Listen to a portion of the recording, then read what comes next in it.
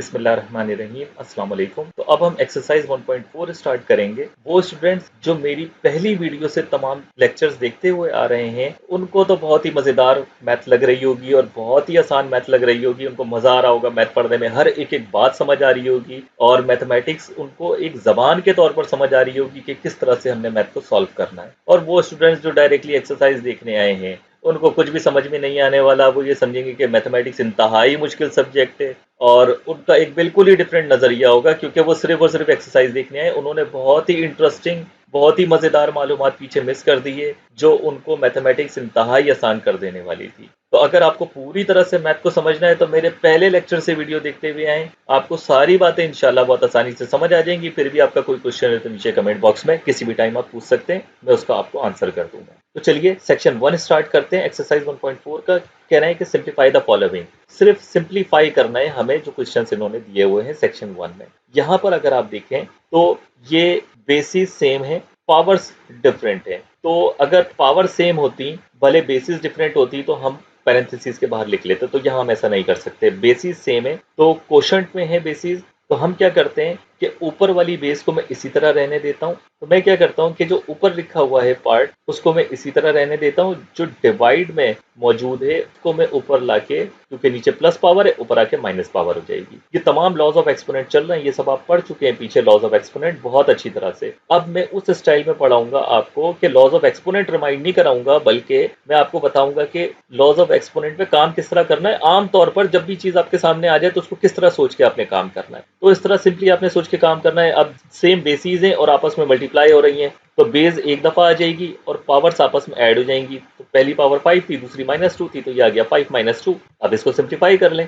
5 - 2 3 के बराबर होता है और 3 की पावर 3 होती है 3 × 3 × 3। तो ये हो जाएगा 3 3 9, 9 3 27। तो आपका ये आंसर आ जाएगा 27। तो ये सिंप्लीफाई हो गया है, इससे ज्यादा सिंप्लीफाई ये नहीं हो सकता। आंसर चेक कर लेते हैं। ये देख लें 27। नेक्स्ट क्वेश्चन पे आगे बढ़ते हैं। ये क्वेश्चन आपको नजर आ रहा है, यहाँ पे देखें 3 डिफरेंट बेसिस हैं। कुछ नोमिनेटर में लिखा हुआ है और कुछ पर डिनोमिनेटर में लिखा हुआ है। अच्छा, जो नोमिनेटर में लिखा हुआ है वहां पर एक बेस 2 है, बीच में मल्टीप्लाई का निशान है। ठीक है, जबरदस्त, मल्टीप्लाई होना चाहिए अगर हमें लॉज ऑफ एक्सपोनेंट पे काम करना है। प्लस माइनस होगा तो लॉज ऑफ एक्सपोनेंट नहीं लगेंगे। तो एक बेस 2 है, दूसरी बेस 5 है और नीचे जो डिनोमिनेटर है वहां पे बेस 10 है। लेकिन मुझे ये नजर आ रहा है कि इस बेस को मैं 2 और 5 में कन्वर्ट कर सकता हूँ। तो क्या अच्छा हो जाएगा कि ऊपर वाली सेम बेसिस बन जाएंगी, तो हमें काम करने में आसानी होगी। तो मैं नेक्स्ट स्टेप में यही करने वाला हूँ। ठीक है जी, सॉल्यूशन 2 की पावर 4 मल्टीप्लाई 5 की पावर 3 इसी तरह रहेगा। नीचे जो 10 लिखा हुआ है उस बेस को मैं कन्वर्ट कर देता हूँ 2 × 5 की पावर 2। ये जो पावर 2 थी ये इसी तरह रहेगी। ये हम लॉज ऑफ एक्सपोनेंट में कर चुके हैं, कोई मसला नहीं है। ठीक है जी, ये रहेगा 2 की पावर 4।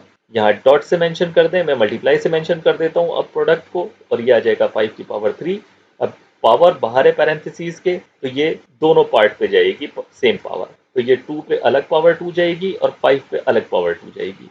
नेक्स्ट स्टेप में अब ये देखें, यहाँ बेस 2 है, यहाँ बेस 2 है, ये दोनों सेम बेसिस है। यहाँ बेस 5 है, यहाँ बेस 5 है, सेम बेसिस है। अब ये देख लेते हैं हम कि कहाँ पे बेस पे पावर ज्यादा है। ऊपर जो बेस 2 है वहां पे पावर 4 है और नीचे पावर 2 है। इसका मतलब ये है कि नीचे जो पावर छोटी है उसको मैं ऊपर लाऊंगा, ऊपर वाली को नीचे नहीं लाऊंगा। तो छोटी वाली को हम बड़ी वाली के पास लेके जाते हैं ताकि आंसर माइनस में ना आए, हमारा एक स्टेप बच जाता है, वरना कोई फर्क नहीं पड़ता। ओके, यहाँ पे नेक्स्ट आगे ही हम सॉल्व कर लेते हैं। 2 की पावर 4 ऐसे ही रहेगी। जो नीचे वाली पावर 2 है ऊपर आकर मल्टीप्लाई में -2 पावर हो जाएगी। ठीक है, अभी मैंने 5 की पावर 3 नहीं लिखा क्योंकि मल्टीप्लिकेशन कम्यूट करती है। मैं दोनों को पहले लिख देता और बाद में यहाँ पावर ले आता तो एक स्टेप बढ़ाना पड़ जाता, इसको बाद में यहाँ लाना पड़ता। तो बात एक ही है, नंबर्स कम्यूट करते हैं तो कोई फर्क नहीं पड़ता। मैंने ये लिखने के बाद डायरेक्टली ये लिख दिया है। अब नेक्स्ट स्टेप में मैं ये लिखता हूँ 5 की पावर 3 मल्टीप्लाई। अच्छा, ऊपर क्यों मैंने 3 रहने दिया, सेम रीजन। 5 पे पावर 3 है, ऊपर बड़ी पावर है, और नीचे 5 पे पावर 2 है तो छोटी है, तो नीचे वाले को हम ऊपर लाते हैं। नीचे पावर प्लस में तो ऊपर आके पावर माइनस में हो जाएगी। अब ये देखें, इन दो को एक साथ देखें और इन दो को एक साथ देखें। मैं यहाँ पर सॉल्व करता हूँ फर्दर। तो ये एक दफा बेस आ जाएगी, जो बेस 2 है 4 और -2 ये पावर्स ऐड हो जाएंगी। देन मल्टीप्लाई का निशान, यहाँ पे ये दो बेसिस सेम है तो ये बेस 5 आ जाएगी और ये आ जाएगा 3 - 2। इसको फर्दर आगे सॉल्व कर लेते हैं। यहाँ पे 2 इसी तरह रहेगा, 4 - 2 2 हो जाएगी, मल्टीप्लाई ये बेस 5 इसी तरह रहेगी सेकंड, 3 माइनस 2 1 आएगी, और 1 हम आमतौर पर लिखते नहीं है। इसको फर्दर आप सिंप्लीफाई करना चाह रहे हैं तो आसान है, 2 की पावर 2 का मतलब है 4, 2 टू ज़ा 4 मल्टीप्लाई बाय 5, और ये आ जाएगा 4 5 ज़ा 20। तो ये हमारा आंसर आ जाता है। वेरीफाई कर लेते हैं आंसर। ठीक है जी, 20 आंसर है। ठीक है जी, अब हम नेक्स्ट क्वेश्चन नंबर 3 देखते हैं। ये आपको थोड़ा सा ट्रिकी लगेगा, शायद मुश्किल लग रहा होगा कि भाई यहाँ पर बीच में प्लस मौजूद है, ऊपर भी और नीचे भी। तो कोई ऐसा मसला नहीं है, आप इस प्लस को मत देखें, आप ये देखें कि a प्लस बी पूरी एक बेस है इस पावर 2 की, तो इस पूरे को एक बेस माने आप। इसी तरह से यहाँ ये एक पूरी बेस है और यहाँ पे पावर +1 लगी हुई है। असल में ये दो बेसीज हैं और बीच में मल्टीप्लिकेशन का निशान है, तो सेम सिचुएशन है। तो ये है a प्लस बी का होल स्क्वायर। तो ये वाला जो केसेस हैं वो हम अलजबरा में वैसे भी हम पढ़ लेंगे, तो उस पर टेंशन लेने की जरूरत नहीं है। बहरहाल यहाँ पे लॉज ऑफ एक्सपोनेंट हमने इस्तेमाल करने हैं, तो इस पूरे को हम बेस मानेंगे और उसके हिसाब से हम सॉल्व करेंगे। अब ये देखें कि a प्लस बी एक पूरी बेस है। वैसे तो a प्लस बी आप किस तरह समझ सकते हैं भाई, मिसाल के तौर पे अगर 5 की पावर 2 लिखा था तो इसको मैं ये भी तो कर सकता 2 प्लस 3 की पावर 2, तो इस तरह भी हो सकता था। तो वही बात लिखी हुई है, बस ये समझ लें कि इन्होंने सिंगल के बजाय दो पार्ट्स में तोड़कर इन्होंने बेस को लिख दिया है। सो इसी तरह से अगर ये c प्लस डी है तो ये कुछ और होगा मामला। ओके वेल, हम इसको आगे सॉल्व करते हैं। ये a प्लस बी की पावर 2 है और नीचे पावर 1 है, तो सेम बेसिस हैं, तो ऊपर पावर बड़ी है तो हम इसको ऊपर ले जाते हैं। तो पुरानी वाली बेस इसी तरह रहेगी, a प्लस बी की पावर 2। अच्छा, आप चाहें तो इस तरीके से भी सॉल्व कर सकते हैं ताकि आपको अच्छी सिचुएशन नजर आ जाएगी। मैं डॉट के बजाय क्रॉस से मेंशन कर रहा हूँ मल्टीप्लिकेशन को।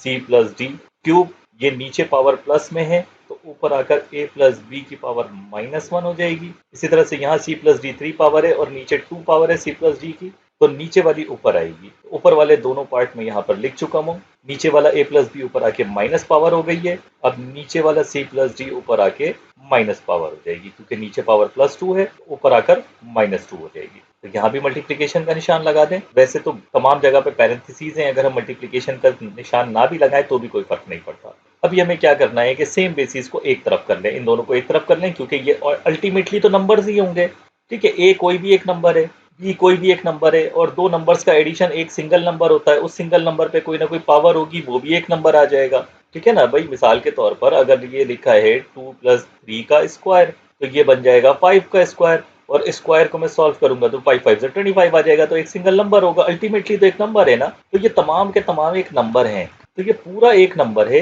ये पूरा एक नंबर है, ये पूरा एक नंबर है, ये पूरा एक नंबर है। तो यहाँ पे चार नंबर्स आपस में मल्टीप्लाई हो रहे हैं और नंबर्स आपस में कॉम्यूट करते हैं। मल्टीप्लिकेशन में कम्यूटेशन लॉ फॉलो करता है, तो मैं इनका ऑर्डर चेंज कर सकता हूँ कम्यूटेटिव प्रॉपर्टी के हिसाब से। तो a प्लस बी का होल स्क्वायर इसी तरफ रहेगा। मैं इसको यहाँ पर स्विच कर रहा हूँ, इसको यहाँ पर स्विच कर रहा हूँ, ऑर्डर चेंज कर दिया मैंने। तो ये हो जाएगा a प्लस बी की पावर -1, ये इधर चला गया तो ये आ जाएगा c प्लस डी की पावर 3, और ये इसी तरफ रहेगा c प्लस डी की पावर -2। तो ये तमाम के तमाम मैंने इम्प्लाइड मल्टीप्लिकेशन में लिख दिए, यहाँ कोई मल्टीप्लिकेशन का निशान नहीं है क्योंकि तमाम वेरिएबल्स हैं, तो इम्प्लाइड में हम लिख सकते हैं। अब ये दो सेम बेसिस हैं, इनकी पावर्स ऐड हो जाएंगी, बेस एक दफा लिख दी जाएगी a प्लस बी, ये पावर 2, ये पावर -1। इसी तरह से ये दो सेम बेसिस हैं, बेस एक दफा लिख देंगे, c प्लस डी पावर 3 -2, ये आ जाएगा a प्लस बी की पावर 2 -1 बनता है 1। 1 लिखने की जरूरत नहीं है, 1 होता ही होता है c प्लस डी, और ये 3 -2 भी 1 आ जाएगा। तो इस तरह से ये हमारा आंसर हो जाएगा। ये further simplify law of exponent के हिसाब से तो नहीं हो सकते, अलजबरा के हिसाब से हो सकते हैं, वो हम बाद में देखेंगे। यहाँ पे डिस्ट्रीब्यूटिव लॉ लगेगा। अच्छा, ये प्लस है, मल्टीप्लिकेशन नहीं है, तो लॉज ऑफ एक्सपोनेंट के जरिए ये हमारा आंसर आ जाता है a plus B multiply by c plus D. तो ये आप देख सकते हैं, ये हमारा आंसर है। तो इस तरह से हमारा सेक्शन 1 कंप्लीट हो जाता है। अब हम नेक्स्ट वीडियो में अगले सेक्शन पे आगे बढ़ेंगे। अगर आपका कोई क्वेश्चन है तो नीचे कमेंट बॉक्स में पूछ सकते हैं। नेक्स्ट वीडियो में अगले सेक्शन के साथ मुलाकात होती है, तब तक के लिए अल्लाह हाफिज।